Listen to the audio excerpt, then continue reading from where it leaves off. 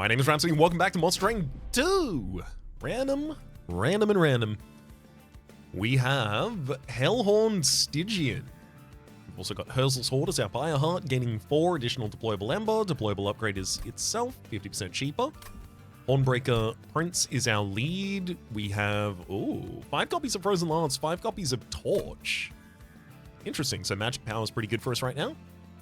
2 copies of Welder Helper in the deck as well, applying armor 20 to the front friendly units. We've also got 2 copies of Flash Freeze, deal 3 damage and apply Frostbite 8 to a specific target. And then finally, Siren of the Sea, 1 Ember 2 size, incant, gain 3/3. Seraphiternus, Chosen of Entropy. You have silences. You have silence units, so I am going to be needing to be able to do 8 damage to a back line. So having some conduit or magic power on the bottom line just so that I can hit you with torches seems pretty useful.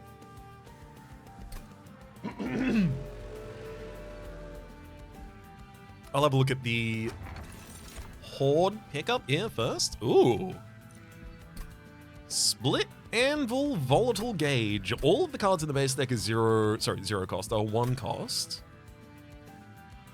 Obviously, if we took Volatile Gauge, we could try and pivot towards it by trying to hit up as many Hailhorn banners as possible, looking for expensive units from Hellhorns. We'd also be able to take up as many expensive spells as we'd like. Split Anvil is also pretty good. I'd have to get a 2-cost spell, but then it would 0 cost all of the other cards in my hand, which is pretty nice.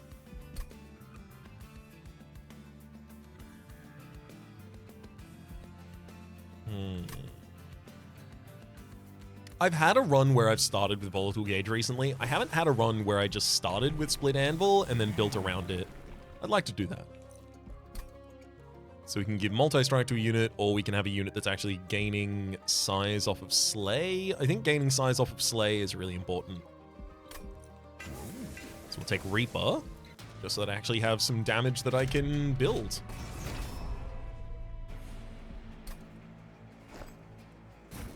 Siren of the Sea, Hornbreaker Prince behind. Next 2 lines just have Shield Steward, Shield Steward.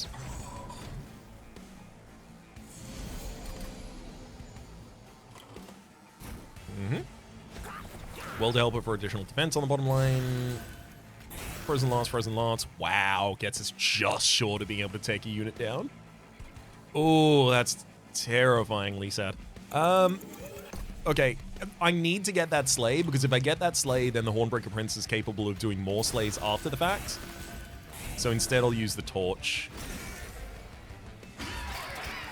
When I get a 2-cost spell in this deck, it's going to be so good, especially if I make it hold over.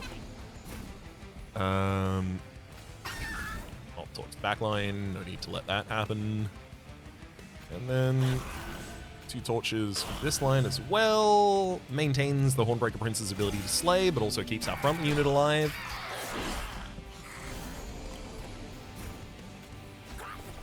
And Welder Helper will keep that the case.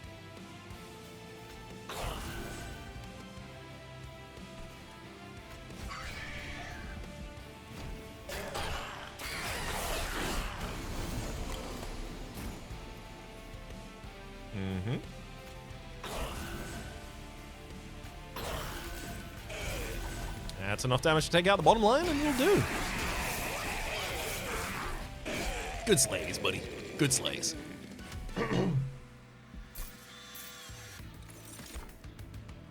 Fortify, another Welder Helper, and Fledgling Imp.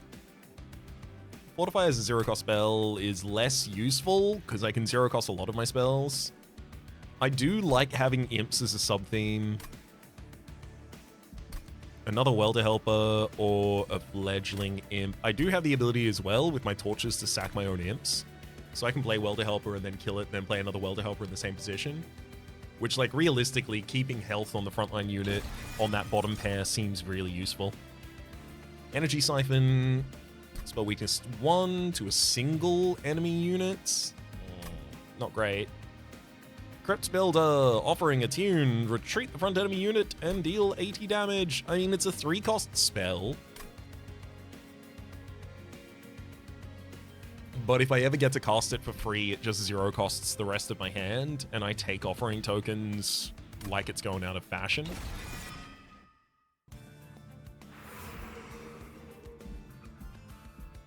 Merchant of Steel Stygian banner in the second area, although it's worth noting, Merchant of Arms for deployable bonuses is a little more relevant here. It's just I might want to have a room or a weapon before I do that.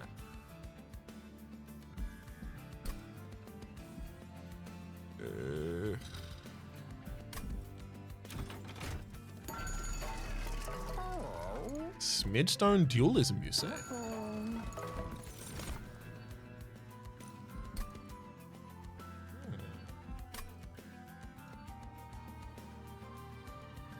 I could Smidstone Railbeater, which would give melee weakness to the target that Hornbreaker Prince is about to hit. Granted, I would then not be able to get the imps on the bottom line, but realistically, I should set up a second floor at some point. I could also take Steelworker and give you Railbeater, you could have Dualism. You'd come in with armor 60, and you'd apply melee weakness 2 to the attacked unit, which means that Hornbreaker is killing most things.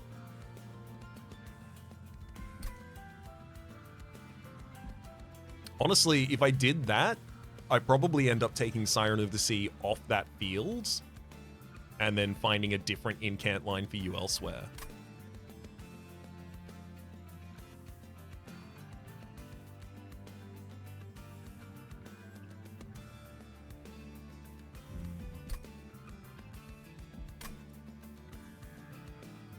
This is really pivotal. I will say there's also play in Steelworker getting Dualism and Ministone as well, because then I could just pop you on the bottom line and you're giving armor 12 to friendly units on resolution, which is a lot of armor. As long as I have the ability to propagate my damage far enough, that's enough armor to keep my units alive pretty much indefinitely.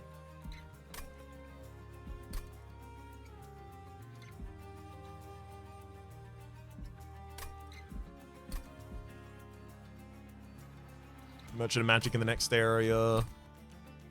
I might want like a Titan... Titan Sentry. I like the Railbeater. I really, really do. If I could get multi-strike on Hornbreaker Prince in the second line, it would be even better, because then the first strike gets amplified, and then the second strike still goes through. So the Hornbreaker Prince is capable of clearing 2 targets in that way. I'm more comfortable taking Steelworker, so I'm gonna take the Railbeater. Legitimately, that's how I feel. Dualism melee weakness 2, and then reduce your size.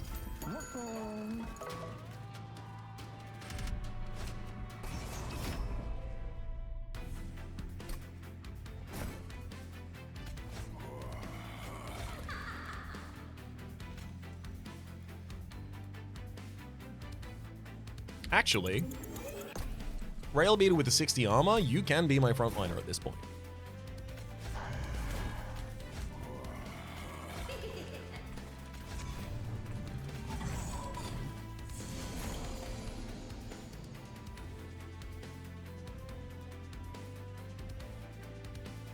Set him up, knock him down, kill.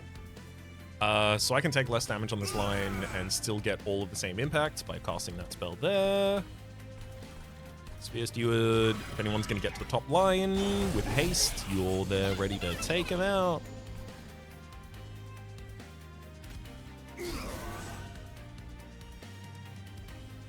Set up, kill, kill, goes up to the next line. I can save 1 damage here, I don't need to...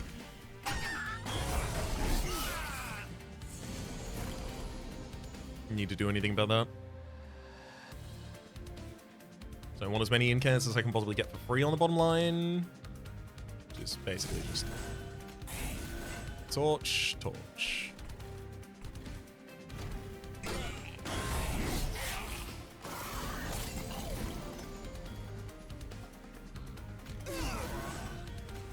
Nice big damage setup for the bosses.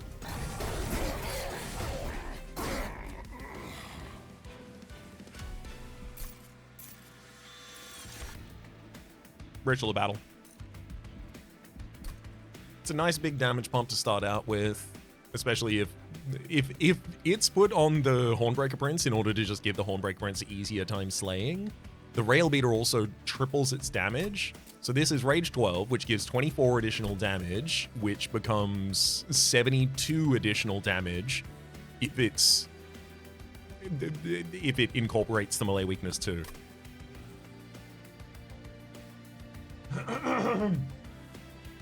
Also, it triggers Split End. Mollusk Mage, Flash Freeze, Energy Siphon. There is definitely a world where I want a Mollusk Mage Conduit on the same floor as Siren of the Sea, and I think it's close enough that I'll take it. Please show me what I'm doing with this run, Stygian unit. You are really kind of making the decision here. Interesting. Second Siren of the Sea. I'm kind of being asked to run a double Siren of the Sea incant floor with Mollusk Mage, casting spells for both impact as well as damage on that line. I'll do it. I'm not a coward. Okay, I am, but I'm gonna do it still. Ritual of Battle, I will give you both holdover and -1 cost. Remember when I said, oh, if we reduce the cost of Crypt Builder, we could even give it holdover. So we're playing every spell every turn. That'll do it. I'll send Magic Power. I mean, Crypt Builder is like the lowest of the low on those ones. I think I'll get a Torch upgrade. Let's check out the Celestial Alcove while we're here. Interesting. I haven't purged any cards yet. So Kanyo is really good. Whenever you purge a card outside of combat, gain 75 gold. So I could take that, purge a card, gain 75, purge another card, gain 75. So I'd get 2 card removals, and it just reduces the cost of ongoing card removals by 75. There's also Shiko! Bosses gain Mute 3, that's real fun. Grand Michel, though, is this early. It's really hard not to take it, especially considering Hornbreaker Prince. If you get 3 times damage, I should check the artifact, actually. I should check to make sure that the Cavendish does what I think it does. Cavendish. There we are. Non-champion friendly units. Okay, non-champion friendly units. So it won't do it for Hornbreaker. And in fact, it'll make Rail Beater do a lot of damage. It pumps the damage of the Sirens of the Sea a lot as well. I think those are pretty important. 10 additional damage. I've never taken Kanyo, so I'll take it.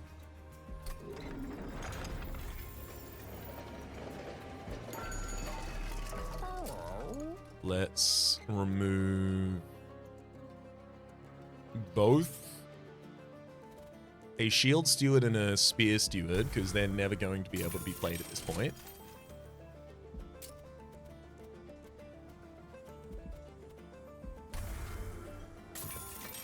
Oh, I even have enough money to remove another.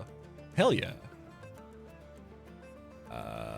Eventually I will want those torches out of the deck, but currently the Frozen Lances are capable of being played for free on the Siren of the Sea line, so 1 torch. Hell yeah.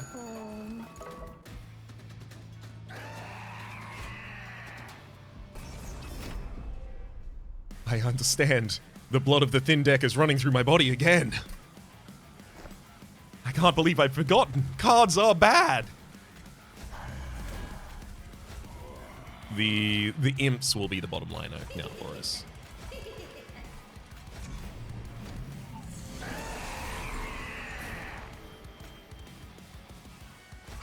Spear Steward, Ritual of Battle, ba-boom!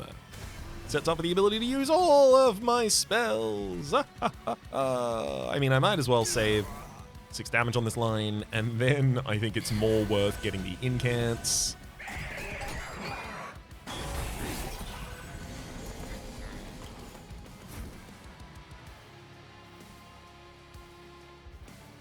I could jump with Mollusk Mage on that line, but I think I probably use Welder Helper. That's also going to be a good target for a torch later on.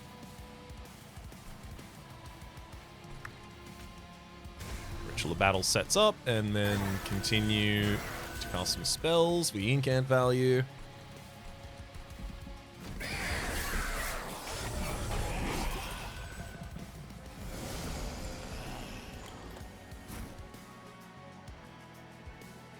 As much as I'd love to develop the Calcified Ember this turn, Welder Helper is literally demanding that I do it.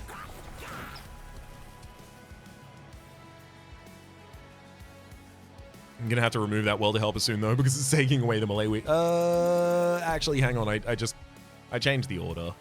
I don't want to risk it taking damage from the target that most needs it.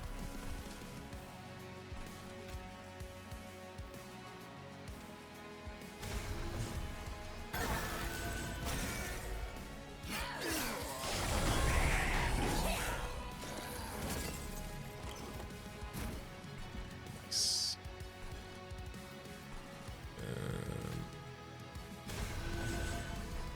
We've got the ability to take out... bottom line imp is not necessary, or even the mid line imp this turn, to be entirely frank. Save some HP on the bottom line. Ooh. You will deal... Yeah, 5 damage directly to the pyre, unfortunately, at the end of this turn. Can't really stop you from doing that.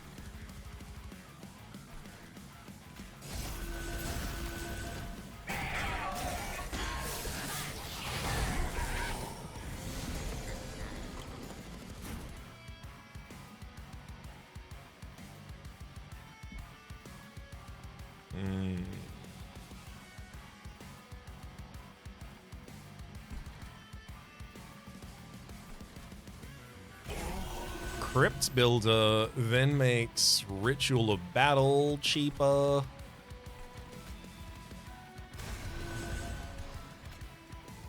Torch has to hit the bottom line for the sake of safety, and then I think it's Flash Freeze for you. I've got to be ready for the Welder Helper in the next cycle, ideally.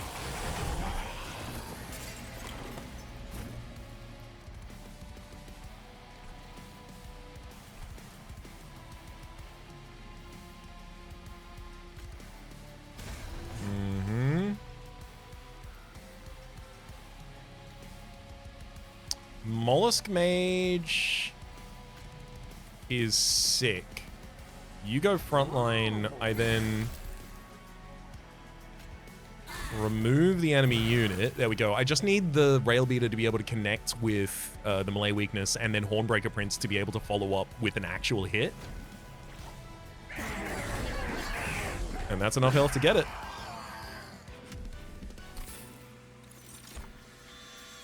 I mean, how do you turn down Transcendimp? When played, repeat all summon effects this battle. That's three different of the same, rather. Welder Helper, actually. Spike the Stygian, consume for X sap, and 5x Frostbite on target. Meh. And Last Stand, double the amount of rage on friendly units. I mean, I do get a lot of rage on friendly units, but realistically, they don't need that for the damage, and Transcendimp is going to continue leaning in the direction I care about. God of the Unnamed incanting for additional armor. Very, very, very good defensive unit for a Siren of the Sea line.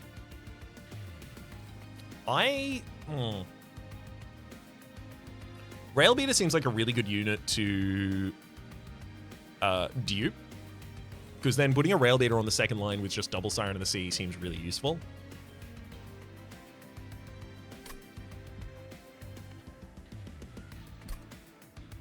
It sets up for some pretty good damage. It blocks. It's just got 70 health to start with.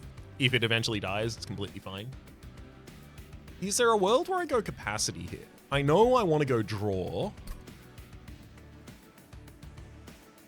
Do I want draw and capacity? Draw is always a really, really important part of any incant deck. You need to be able to draw cards in order to be able to play them. Our Split Anvil is kind of accounting for our energy if we use it appropriately, and especially with Holdover already on Ritual of Battle, we've currently got it set up to use appropriately.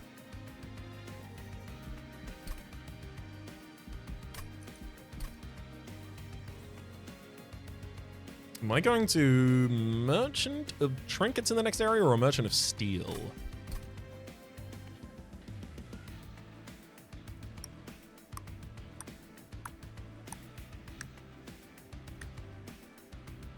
Giving Transcendimp Endless is obviously incredible, but It's Transcendimp, Endless, it's additional health for Guard of the Unnamed if we take you.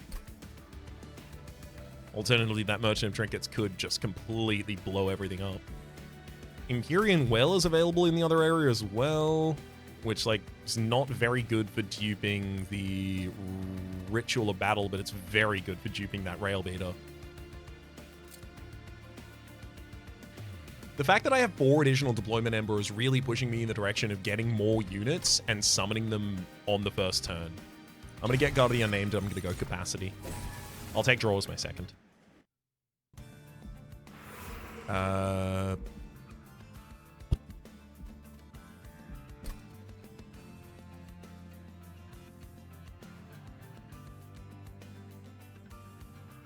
So, Guard of the Unnamed, Rail Beater, Siren of the Sea, Siren of the Sea is that line?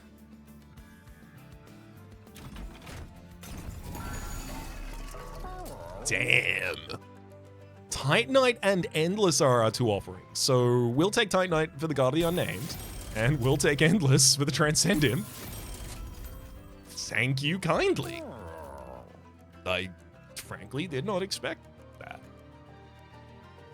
I'll take it. Empyrean Well for a dupe. This is another one-size Rail Beater. The additional space on the bottom line is for Imps. Ideally, I never trigger Revenge on the bottom line. I really want the Brawler line that gives multi-strike. But at the moment, I'll take the second on Reaper.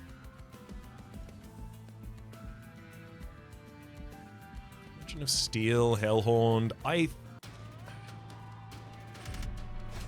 Only really rare units from Hellhorn right now are appropriate for us, I think. Just ho-hum workaday units don't do anything.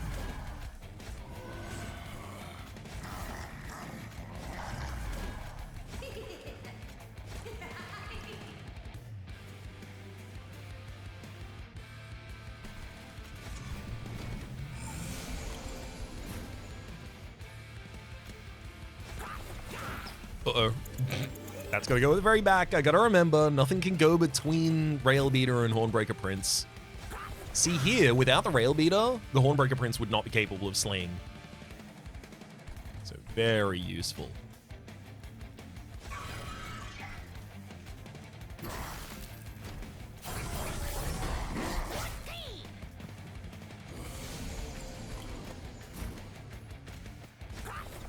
Loving all that additional armor.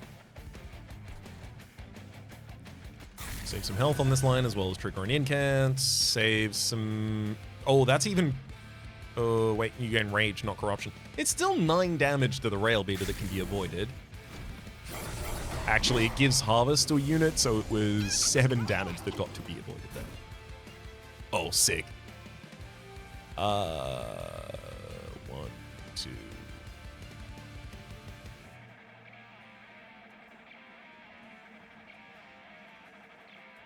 I mean, I do want the big health unit to be the one that gets slain here. So I actually think Crypt Builder gets played against nothing, because I don't want to move you to the back. Then I only kill Axe Thrower, and do 2 damage to a Sharp-Eyed Sniper. It's not actually that much better.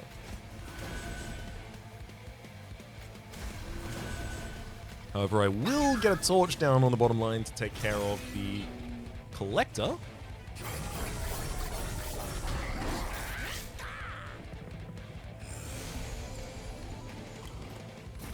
Oh, hell yeah. We drew all of the Welder Helpers before the Transcendimp, which is still in the deck and waiting for us. That's going to be so good.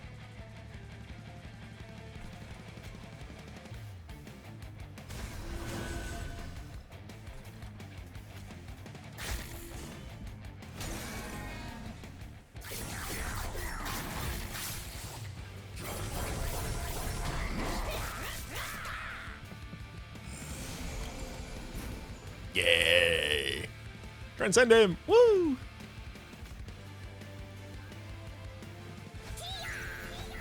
I will take 60 more armor on my frontliner, thank you.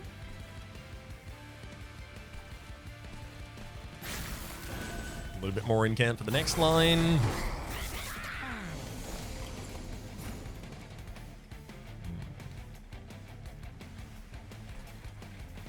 The next line already definitely has this kill. I'm going to take the opportunity to burn out a... hang on. A Calcified Ember. 1 second. Did that do what I thought it did? No, it didn't. I was like, wait, but it's Purge outside of combat. I thought I came into this combat with 20 health. Oh, with 20 gold. I did, and then I got 75 from the Collector. I was just misattributing it.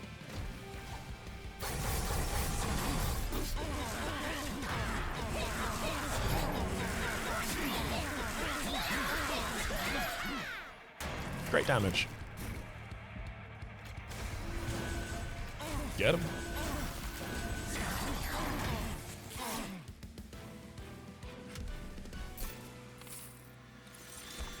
Hell yeah! We found important work! Woohoo! That's so good. Important work is ridiculous with Transcendimp specifically, especially if I can get holdover on it, because then you summon the Transcendimp. You kill the Transcendimp with important work. It goes back to the top of the deck because it's endless. Then you gain an energy and then you draw one. You draw the Transcendimp. Glacial Seal. Incant to apply Frostbite 2 to enemy units. That's not really relevant to us. Crystalline Seeds and Ice Tornado. Ice Tornado just being a permafrost spell that is in hand, ready to be played. I'll take you.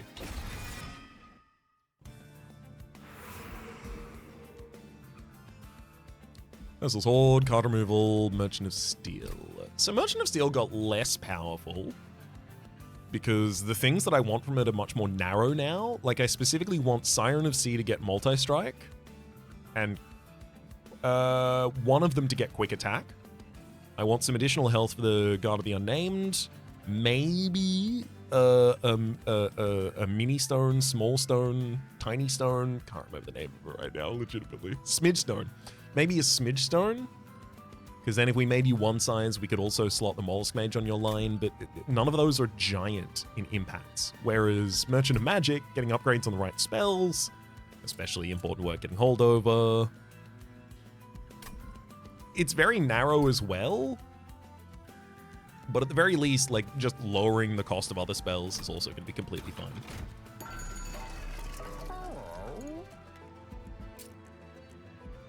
Remove Consume, but none of them have it.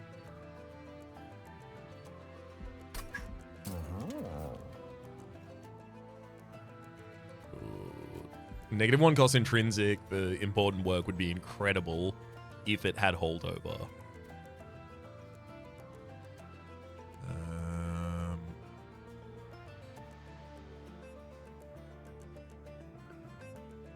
These aren't great.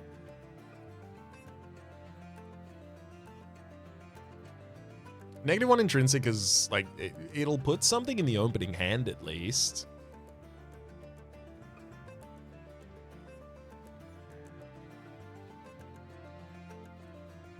I can do it to Ice Tornado without really paying too much of a cost. It just becomes my spell until I draw the Ritual of Battle, if I desperately need it. I'll take it. I'm not happy about that, though. Consume, +20. I'm leaning towards maybe Surge Stone on a Torch and then reroll.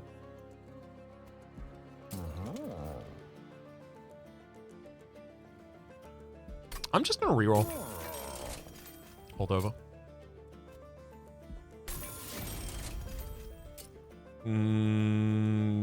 -2 cost consume.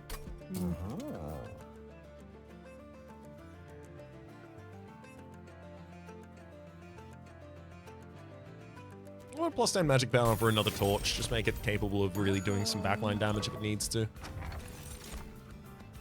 3 piercing damage whenever an enemy moves between floors. You're not allowed to do that.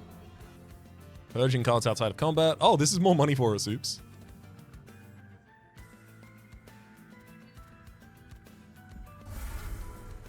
Yep, I forgot that Kanyo was about to give me a big buff. Hobble Stack unfortunately doesn't have any good hits.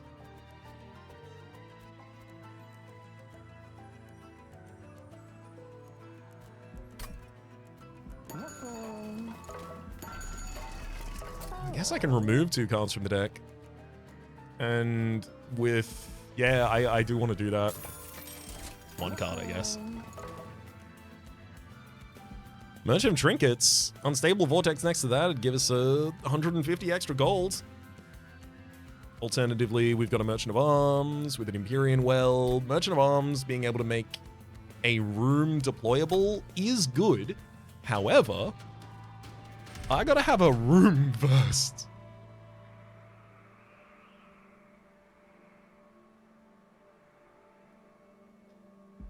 Front enormous enemy in each wave gains Reanimate 1.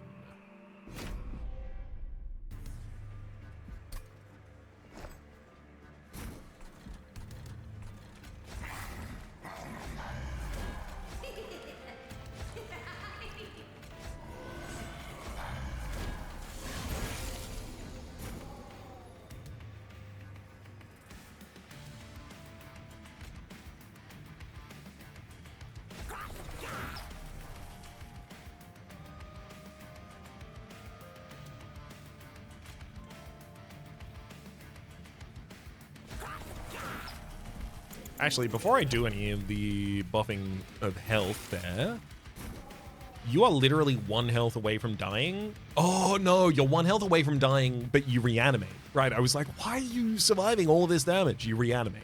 But then the Welder Helpers are just going to finish you off, so actually, you just...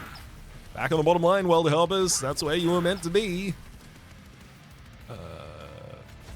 Rotten Lance for an incant on the next line.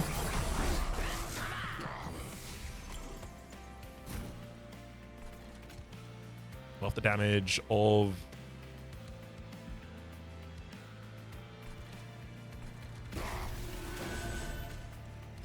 the unit that most has to deal with it. Save some health on the bottom line with the Frozen Tornado.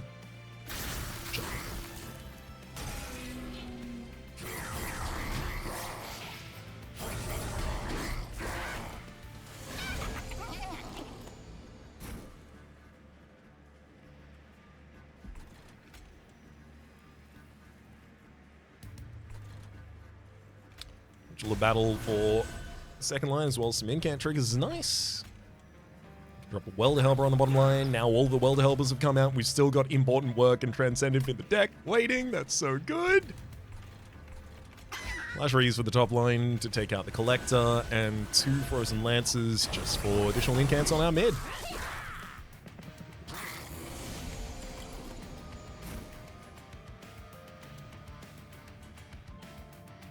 Hell yeah. Important Work kills an imp. I know I have Ritual of Battle in hand, ready to hit, but like I've got to get rid of these Calcified Embers at some point, so I'm just going to play it out.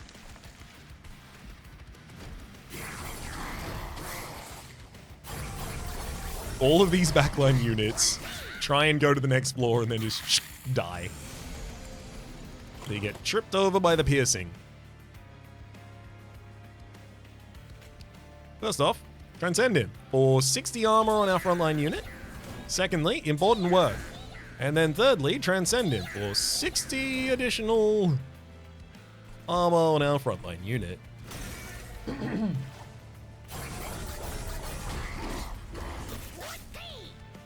Now all I need to do is get Dualism on the Transcendimp so it applies double it. Let's do the Important Work, and then even more. Ice Tornado, Frozen, Lance, get him!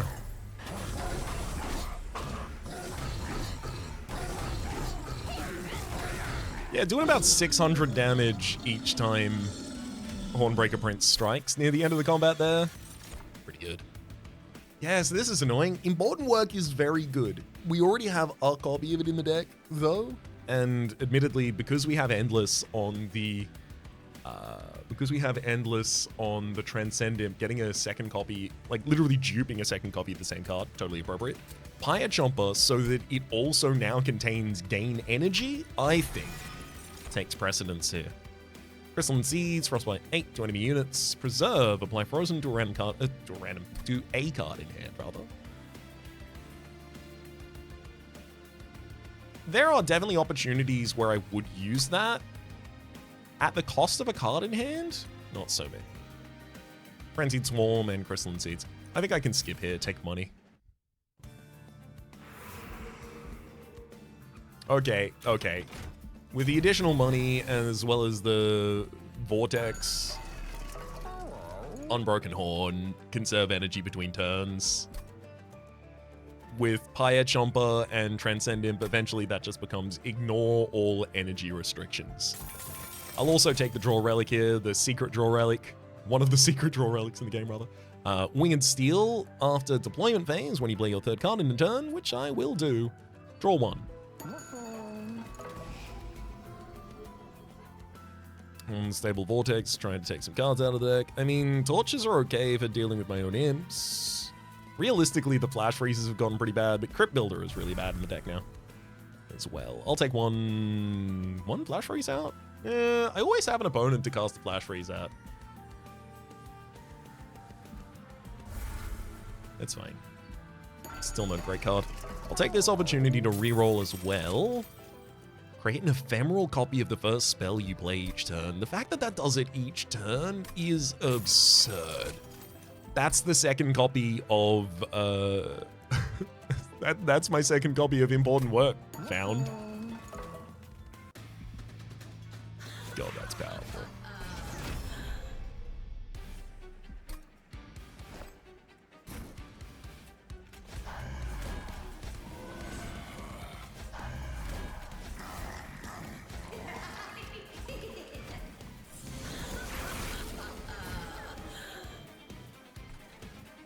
Very early to see the Transcendimp here.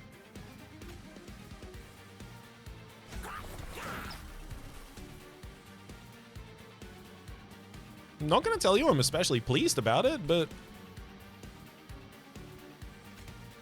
I do have to have it. Let's play Ritual of Battle on... No, you're already doing enough damage. On you. Alright, ephemeral copy of that spell. And you also drew a torch, which you refused to lower the cost of.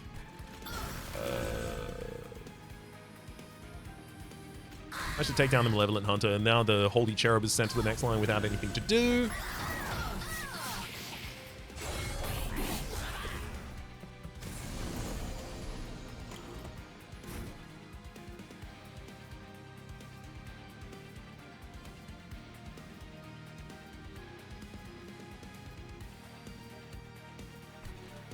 Give me a second Ritual of Battle. Then I'll cast out as many spells as it takes. Pyre Chomper. I mean, yeah.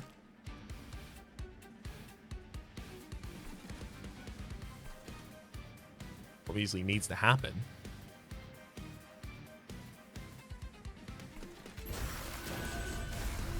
And then just a couple more incants, please.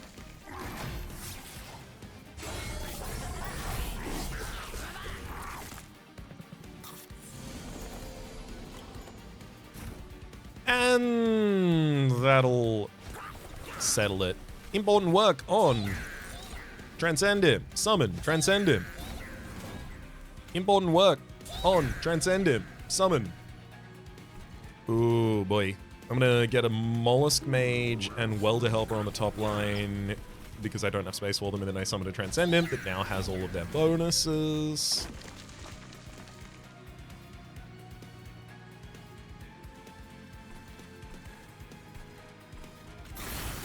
Yeah, it's time to get the bottom line solved.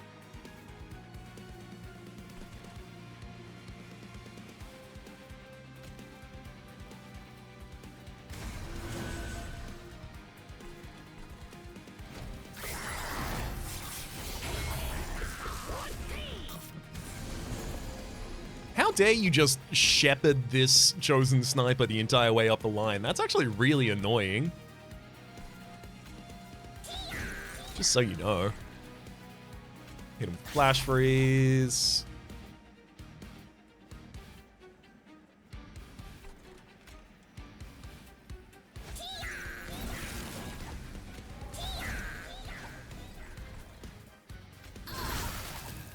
You got 1 damage shield left on you.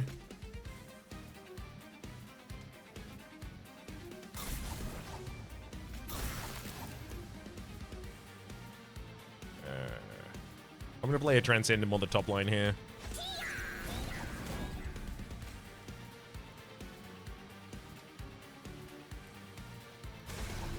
Still not enough damage to take out the Chosen Sniper. There's definitely a version of that that does, though. If I have to play it like 2 times on the top line or something.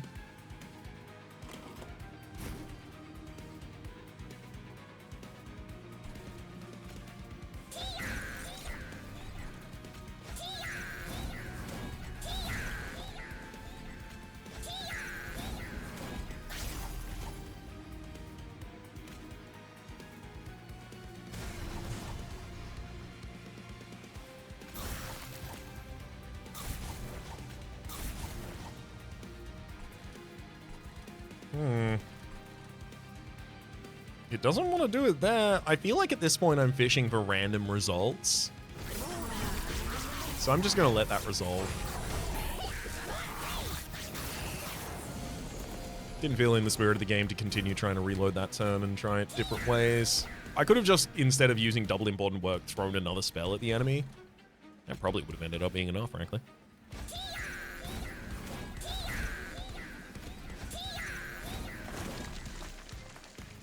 I really need to get a Rage Imp in the Transcendimp, so it's actually pumping damage on the line as well. Useful. 39. We are.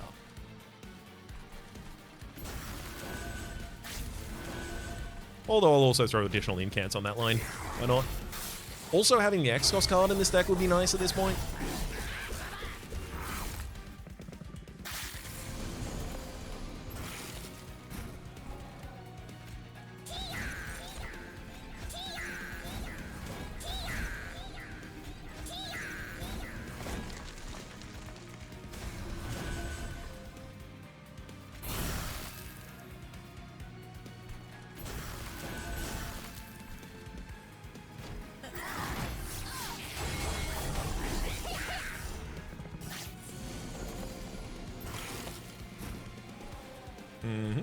I'm not too worried about the right things always casting on the right floors. Because by all estimates, we are so far ahead of the enemy at this point that it cannot matter.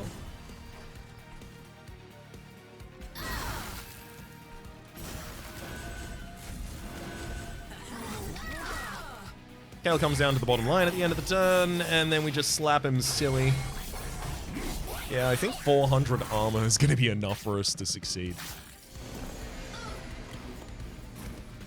Actually, it might not be. Hang on, let me just... Okay, now we have 500 armor. That'll be enough.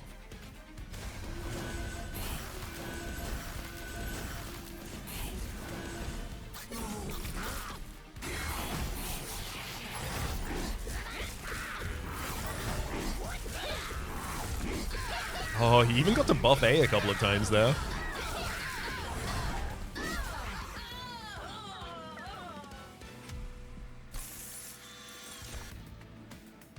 Dark Deal. Deal 5 damage and apply Rage 7. No, it's going to be Spike the Hellhound, of course.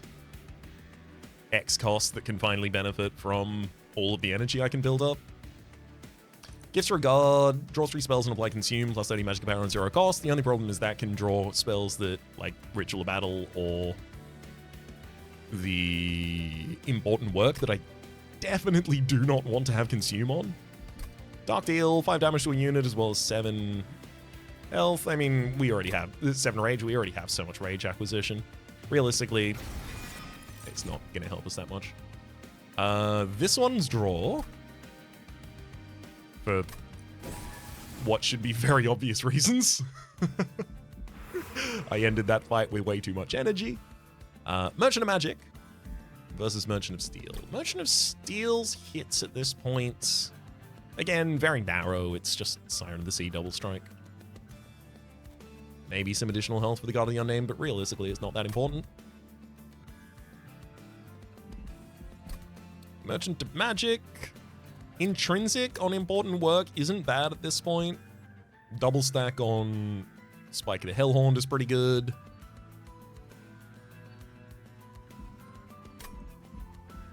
I think it comes down to the fact that the Forgotten Boons in the event is better than Pyre Remains and Armory.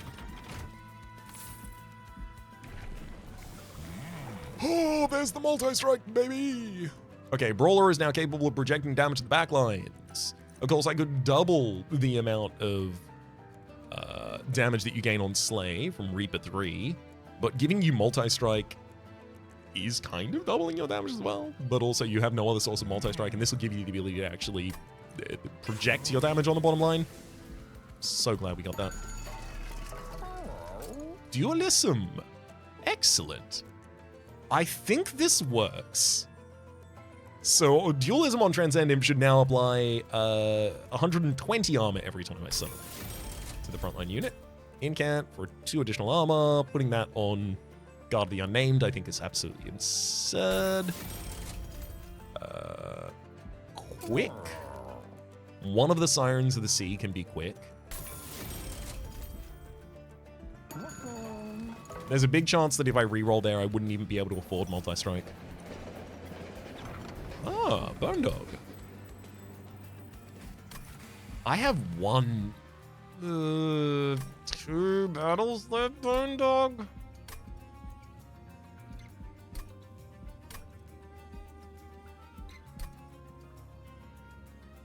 Our top line is nothing. You would be sitting alone on the top line. That doesn't seem appropriate. I'll pet the Bone Dog and gain the Bone Dog's pendant. If I fall to 0 Pyre health, I'll restore it to 25% health. It'll happen only once. I've never actually triggered the Bone Dog's pendant, I don't think. Next area, Unsable Vortex, Merchant of Arms. I mean, the fact that I still don't have a room, pretty bad. I'd like to have one. -1 energy per turn, says Pyre Dampener. As long as I get Pyre Chomper in good order, that shouldn't really affect us.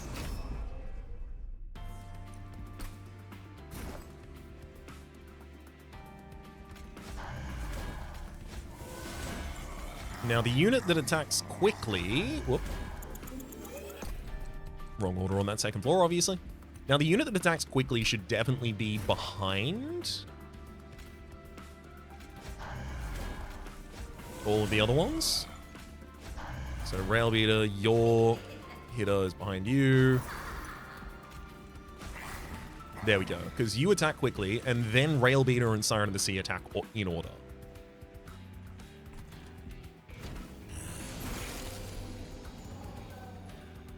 Great Pyre Chomper. It'll even die on the bottom line. Incredible. Actually, I think this is probably a really good opportunity for me to drop a Spike as well. So big Pyre Chomper. I'm going to Spike for 21.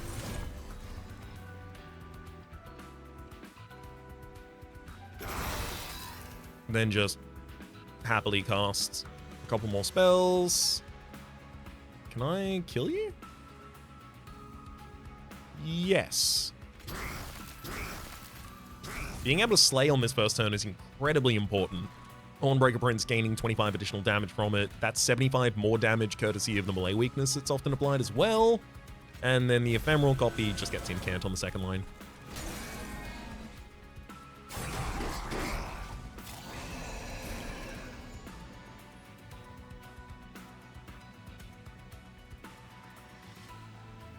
So, like, I could double Torch this turn.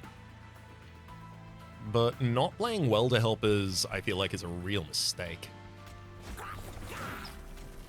Especially concerning the fact that those Welder Helpers will die, so I get the space back as well to help her.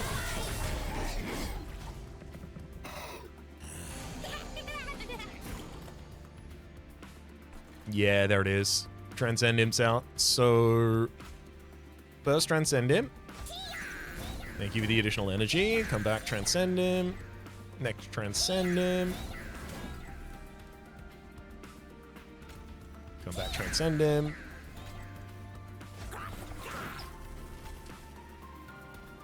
Yeah, 120. So the dualism is working. Good. If I can get a rage imp in there as well, it's pretty unlikely that I can find one at this point. But if I could, oh, this stuff gets nutty. 2 frozen lances for the next line, just saving some HP, and we also get to project our damage to the collector. That was 2 500 health units in a row as well, by the way, and we dealt with them easily.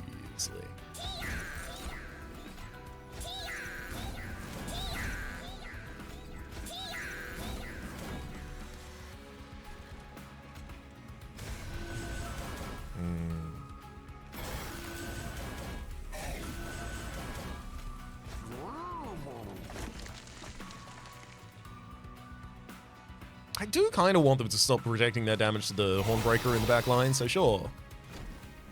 I'll cast Ice Tornado.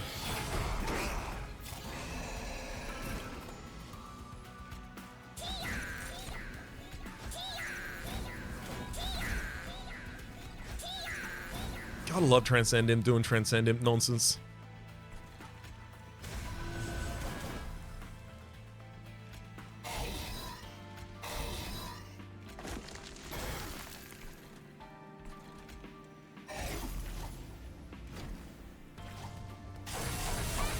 I mean, I'm actually kind of fine with them killing the Transcendimp at the end of the turn. Because what does it mean? It means my next turn starts with Transcendimp, and then important work, and then Transcendimp, and then important work, and then Transcendimp. And I don't see a problem with that.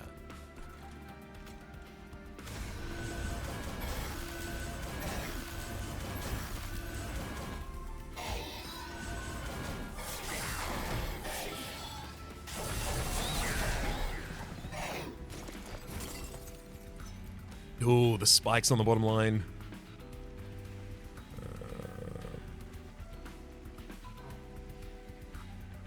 I think Ritual of Battle should have been going on Railbeater for a while now, because you've got so much health. The only problem is you're going to die.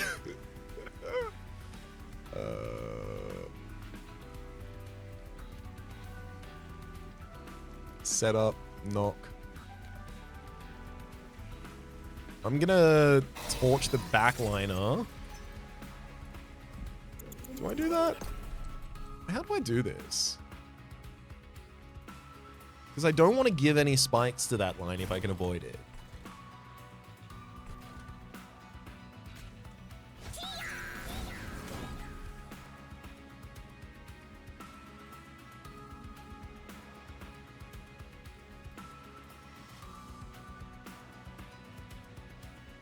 That's always going to be pretty difficult with the Rage Wing Assassin in the backline there.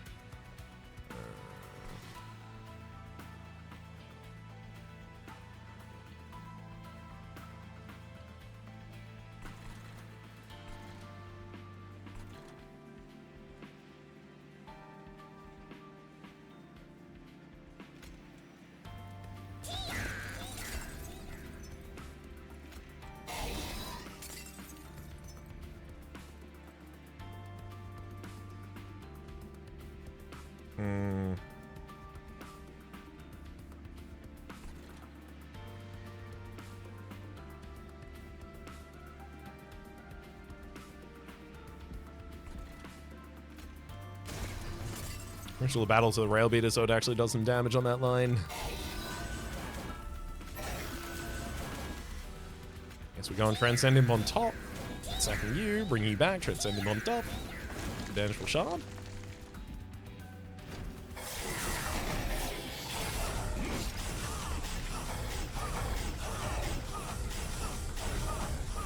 Realistically, I just needed to remove some enemy units there. Like all of the frontline enemy units.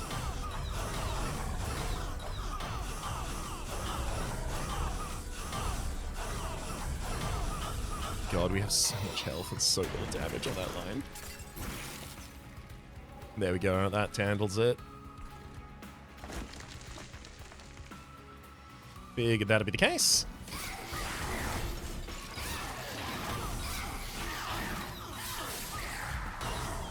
Thankfully, our Sirens in the back line have gained additional health while they were incanting, so they don't have to worry. Rage Serum. It's not Pyre Chomper. Pyre Chomper's so much energy, but it's not necessary either. Oh, you know what it is? Spike of the Hellhorn going on the Rail Beater in the front line so that it actually does huge damage if it's left alone on its own line, I think could be really important. I'll say March of Shields as well isn't too bad for the bottom line, just because it gives the ability to move the Hornbreaker Prince to the front line, and then it can be the target of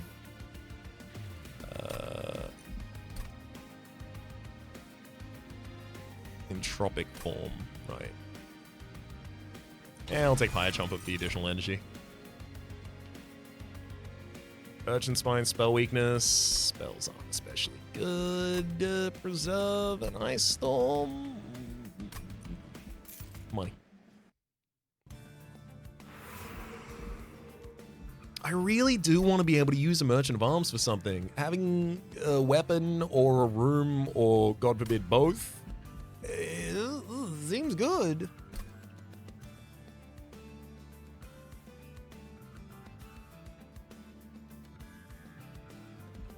Fine.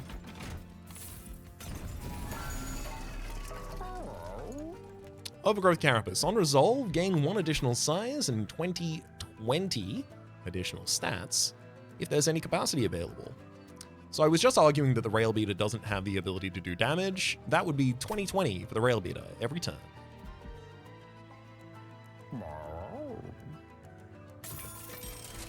I'm also going to make it deployable so that it starts on turn 1. I'll re-roll here. Wall of Mirrors. I'll take it.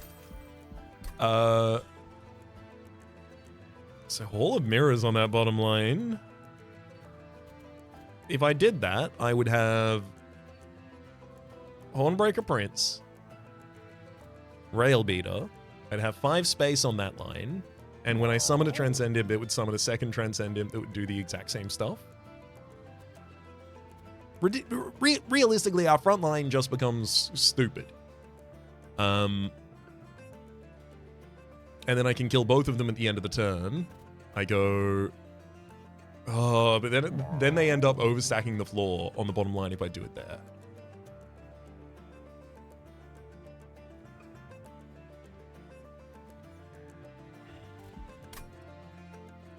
We'll find the right time and right position to play them. Don't worry.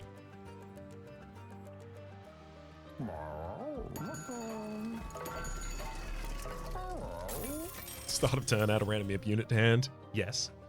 Artificial Pyre Stone. That is 3 additional energy in the deployment phase, and then I get to keep it, courtesy of the Unbroken Horn. Manifold Mirror, the first green card is played to each floor. I don't think I should do this. Let's remove another card from the deck. Definitely a torch.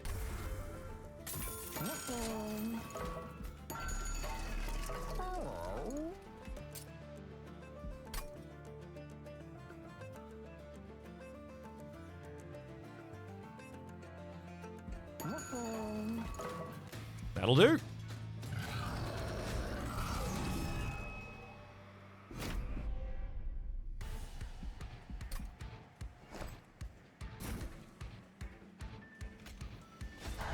You may absolutely sap 10 my units.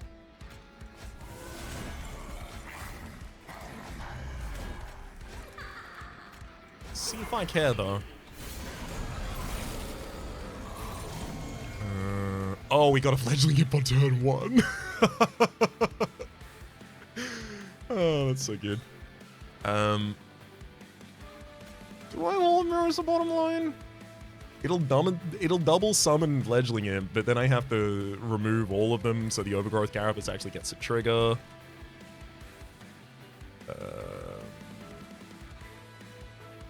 No, we Hall of Mirrors the top line, and that's where we play imps that we don't care about, because then they just double trigger their effects.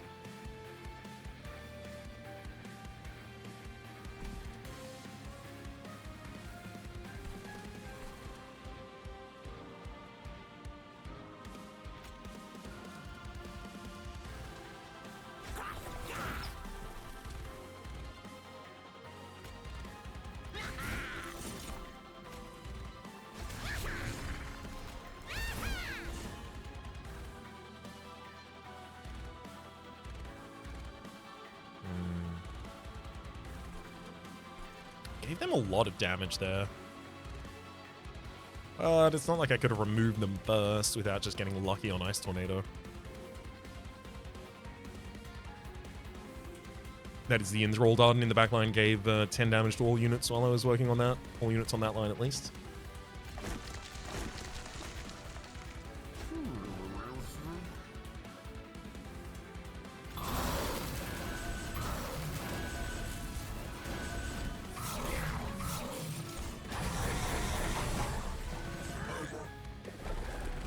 Up. There's the silence for the bottom line. I can take care of you, but then immediately... Oh boy.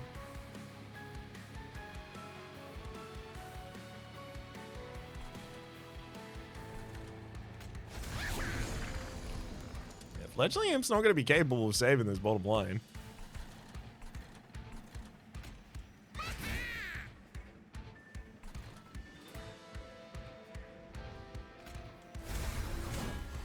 Giant armor for the rail beater isn't even enough to save the bottom line there. Oh boy. Okay, I'm gonna reformat this. My main mistake is that I set up on the bottom two lines when realistically I need to completely invert that. So it's Rail Beater, Hornbreaker with Overgrowth Carapace. Then the top line is these. And then the bottom line is where we cast the spells that we need, as well as the Manifold Mirror.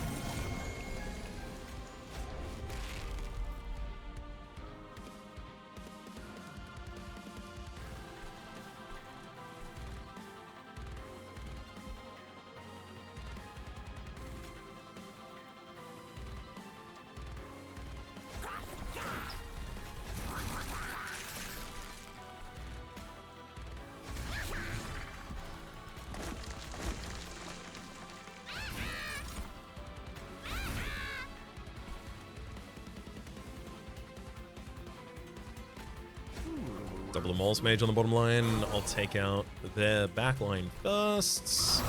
Then follow up with the Incants for top.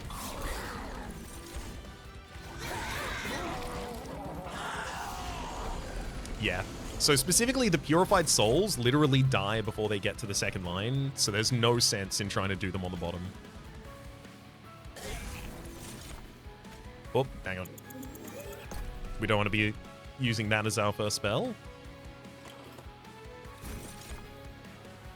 Molten, I mean...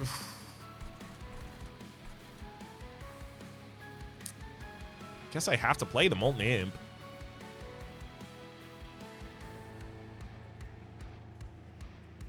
It's not important that I play the Molten Imp on the bottom line, though.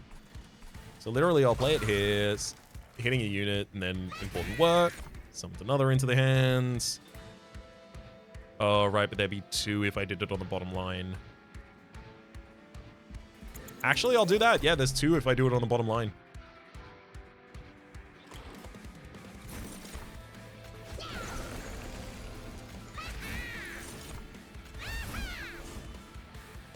Aha. Hello, Transcendimp. On the midline, you give 40 armor and 20 additional damage to each unit. That's pretty good. You also make it incredibly easy for me to remove the Calcified Ember and then just play out the rest of these spells. Spike the Hellhorn for a bunch of armor on our backliner, I think is really important here as well. I'll draw Transcendimp next turn, so I'll take it out with my own spell. Flash Freeze your healer as well, then pump damage with the top line just in case anyone gets there, and those last two spells should have been cast on the top line, but I'm not going to redo the turn again for that.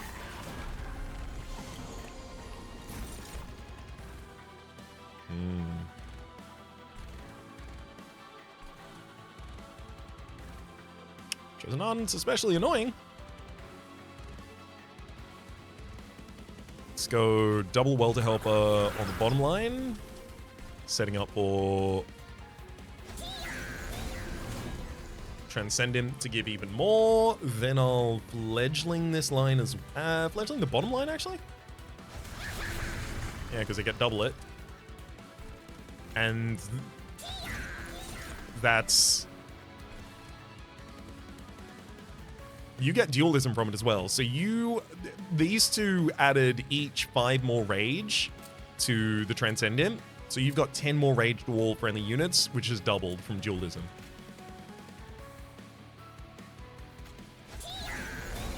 And that gets to happen again.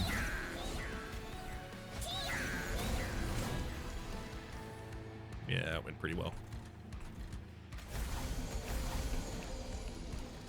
Curse of Entropy to try and weaken our units very slightly, but it's not really going to merge.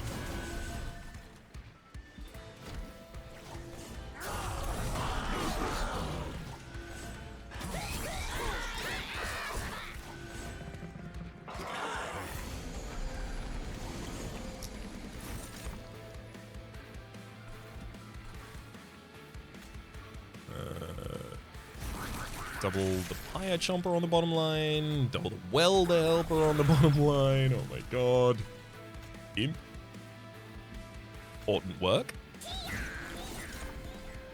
Get another Welder Helper on this line. And then finally, Transcendent for 240 armor every time it applies it now. As well as 30 rage to the floor.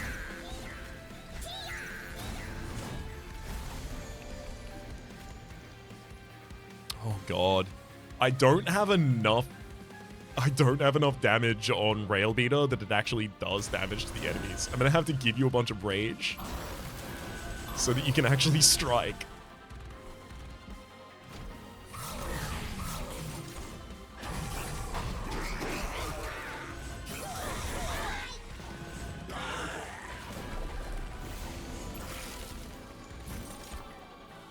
Another Welder Helper added to hand.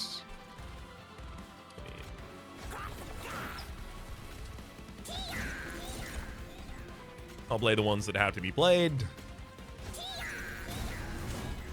Oh my god, the damage is getting so absurd.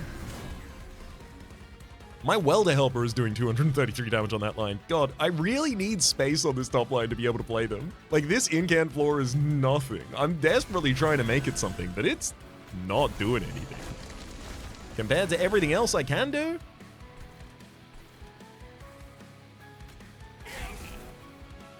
Absolute pittance.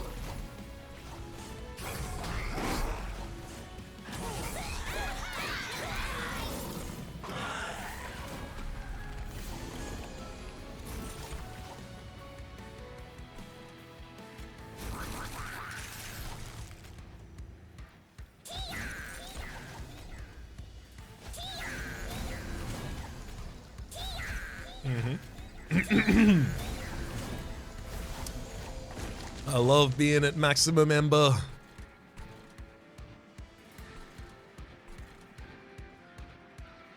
I even love more when it's the Transcendent that does it. Oh my god. Rail Beater is now having difficulty setting up is having difficulty setting up weakness on a unit, because as soon as you hit the unit, not only do you apply melee weakness 2 to them, but you also kill them. Makes it really difficult.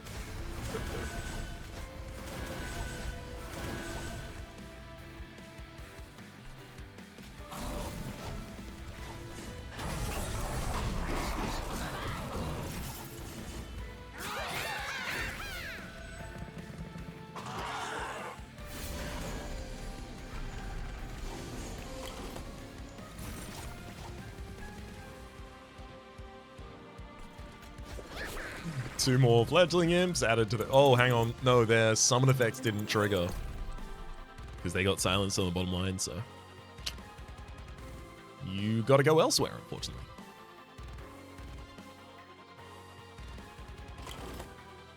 Oh, but I can't even put you elsewhere right now.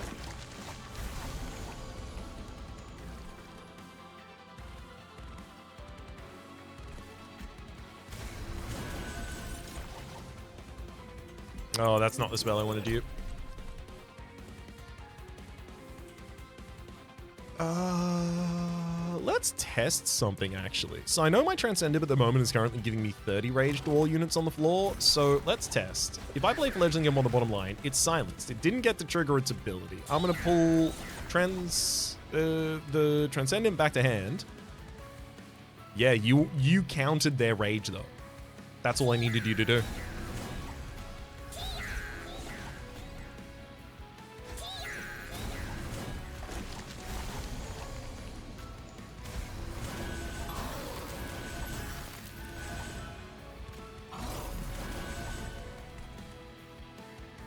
Ooh.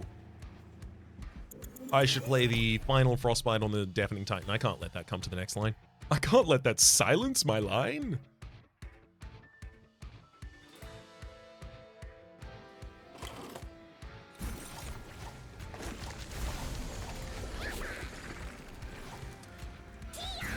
Our test turn became the real turn. Just need to repeat the same actions, and then and oh no, the Titan skin. I don't even have the ability to take that unit out at all.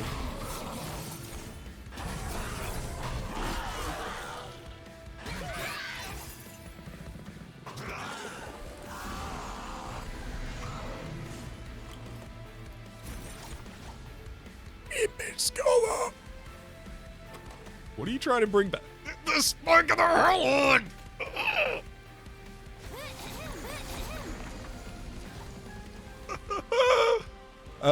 294 rage and armor to one unit, I think.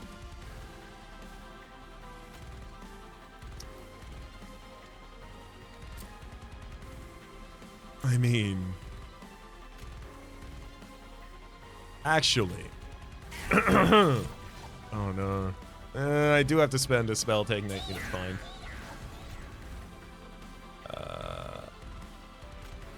I could get another spike back in hand, but I'd rather be able to take this screenshot right now.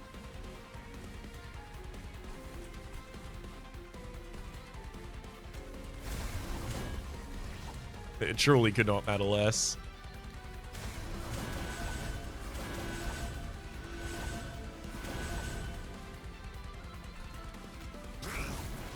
All right, come to the next ball if you're feeling fancy.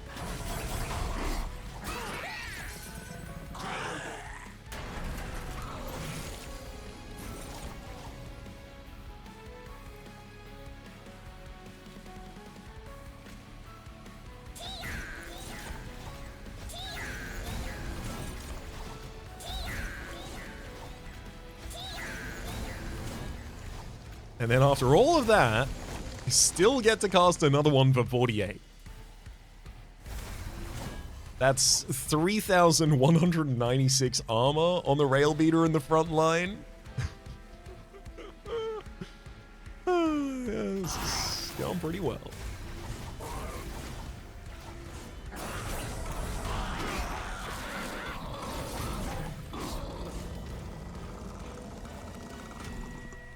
Striking the enemy for 6,200 damage. Seems like it's good enough. Let's take out these Titans, shall we?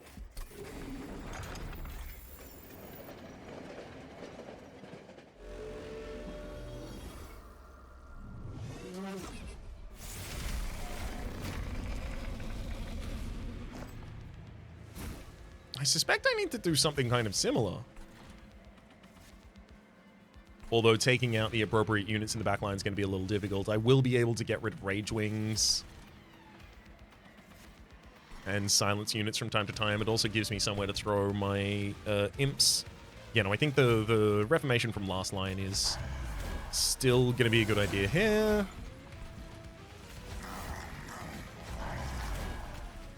There is an argument to say that I don't do a Siren of the Sea on this line so that I have the ability to play imps on that line when it becomes significantly better for imps to be on that line. And I see that argument. I'm not going to play my Siren of the Sea.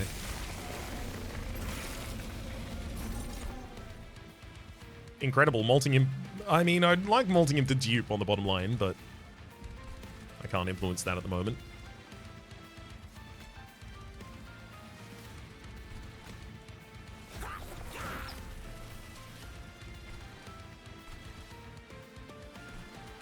It's actually a really good argument to be made that welder helpers go at the front of the line, because they'll be receiving corruption from Dominion on the top. So they want to be the full chump block by themselves.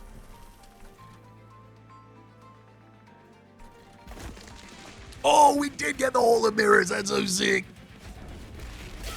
Double malting in for the bottom line. Happy to see it. Then Ice Tornado sadly gets another copy in hand. Well, that's fine. I don't have something better this time. And then as many incants as I can get.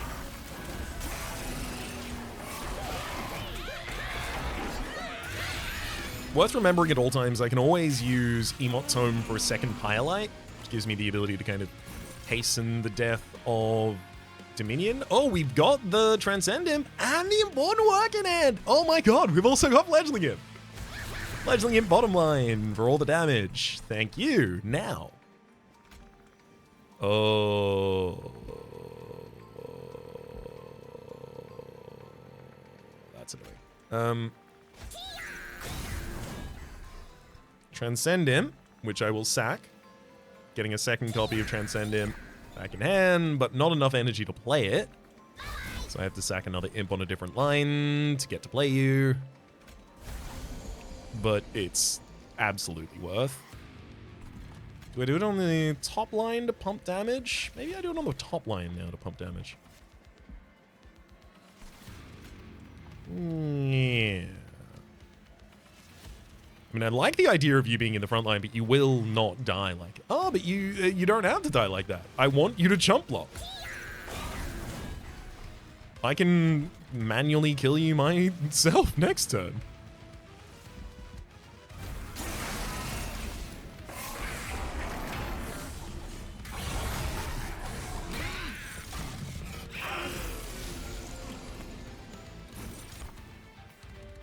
Hell yeah.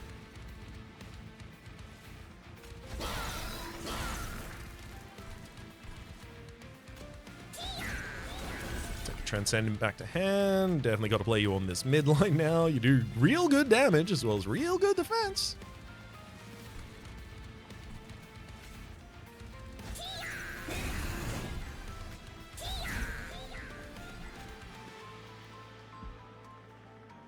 I'm currently looking down the barrel of taking a lot of higher damage to these Discordant Tolls. That said, our setup is very positively affected. I would love to have my single... Oh my god, both of my Pyre Chompers are at the bottom of the deck. Either of those being here would make this obviously so much better, so much quickly.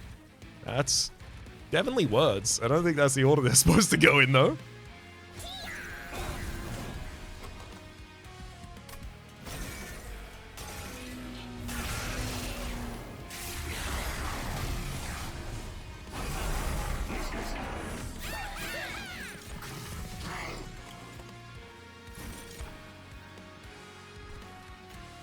Double Pyre Chomper, double Pyre Chomper, double Fledgling Imp 2!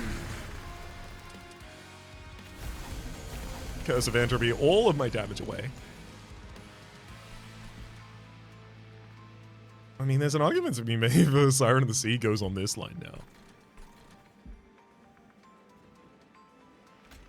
That said, I'm gonna want more space for more imps, I think. Despite the fact that I'm getting more imps every turn. No, Siren of the Sea could totally be here.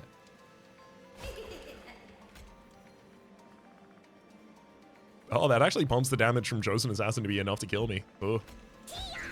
That'd be terrifying if I thought there was a chance that I'm taking that damage. Transcendent comes down again, kills the enemy because of the amount of Moltons that have been in the deck. Oh, and it's gonna come down again. I mean, I do want to play one on the top line as well. And I don't need another one for the mid line at the moment.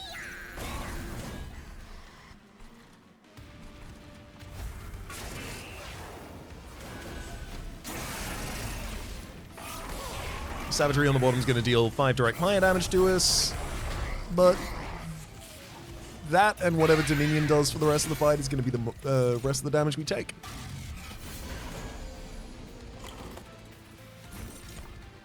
Oh my god. Another 4 Molten Imp.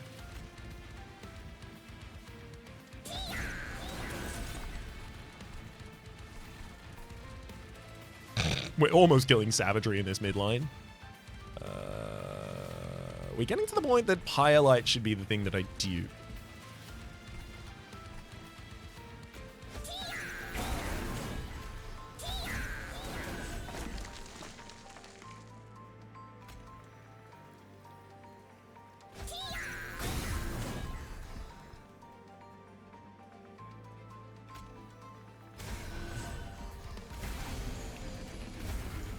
Definitely do need to play the Pyrelite every turn as well, though.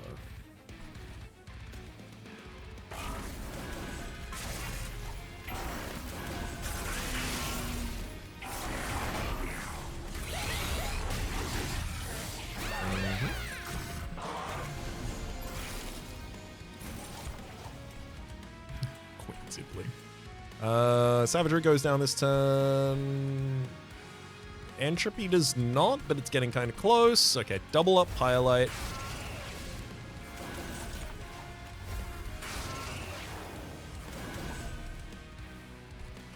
Then take my Transcendimp elsewhere.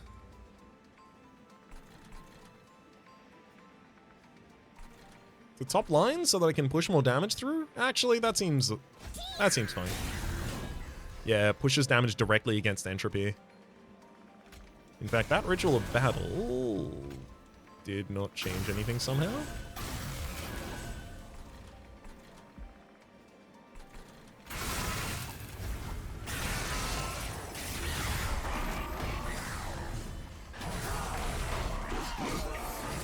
Okay, we got Entropy down to 0, down to 1 rather, on that midline, so we're now comfortable. Now it's literally just double Pyrelite every turn until the game is over.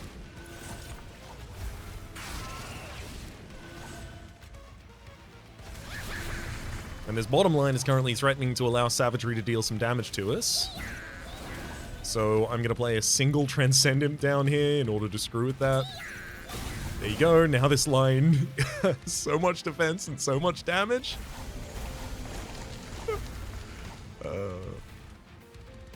Yeah, I think I'll drop another Spike of the Hellhorn on someone. Who wants it?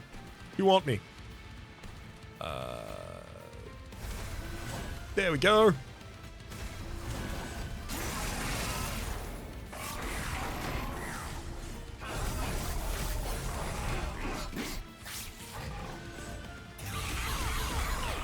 That's about as good as it gets, I think.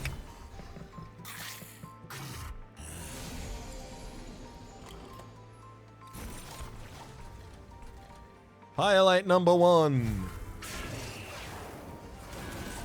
Highlight number 2. Then... Oh, I've got double Transcendimp for that line? I'll kill the one that's endless.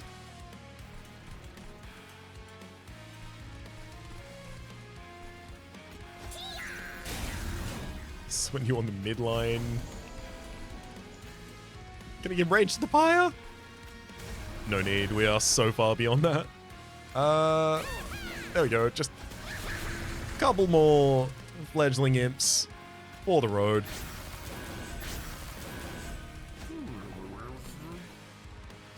Alright, Dominion. Your turn, buddy. Do what you gotta do.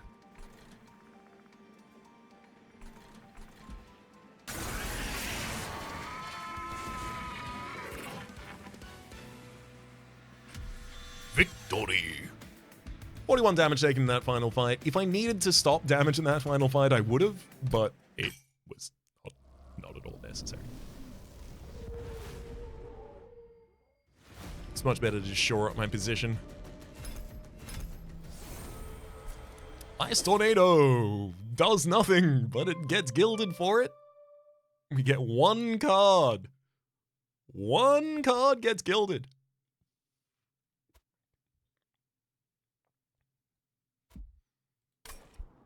Although it continues our streak. Be happy about that at least. And another clan combination, I believe.